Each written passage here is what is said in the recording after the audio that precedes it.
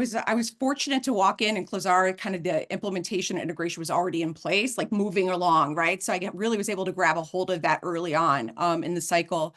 One thing I'll say is, if anything in partnerships, I think we all know is like headcounts can be hard to come by.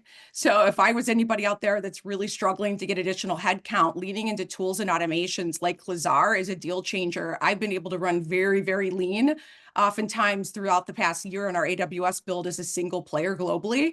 And there's no way I could have gotten to that level of scale and success we've seen without Clazar as a tool, but also the support and resources I've been able to get from Chinal and his team.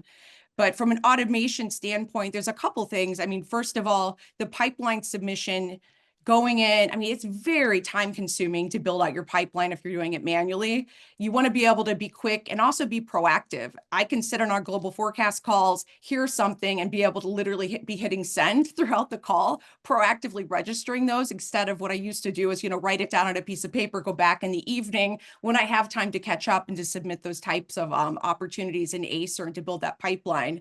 The other thing, though, as I'll say is, I feel a confidence too in our growth and ability to scale past AWS, right? So our eyes definitely in a multi-cloud strategy in the longer term. I've already now been through the operational build, process everything, and have Clazar in place where I can literally have 3 tabs to add those additional cloud providers.